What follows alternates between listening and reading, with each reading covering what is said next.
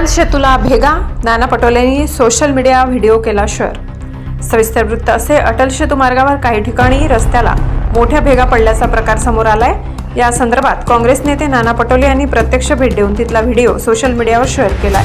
त्यामुळे केवळ 3 महिन्यांपूर्वी पंतप्रधान नरेंद्र मोदींच्या हस्ते अटल सेतूचे उद्घाटन झाले होते, परंतु अवघ्या 3 महिन्यात त्या पुलाची अशी दुरावस्था पाहून नाना पटोलेंनी सांगितले की हायकोर्टात सुमोटो दाखल करून याची चौकशी करावी अशी मागणी पटोले यांनी केली। पटोलेंनी म्हटलं की पंतप्रधान नरेंद्र मोदी यांच्या हस्ते 3च महिन्यापूर्वी लोकार्पण झालेल्या अटल सेतू या पुलाला भेगा पडल्याची बाब अतिशय चिंताजनक आहे।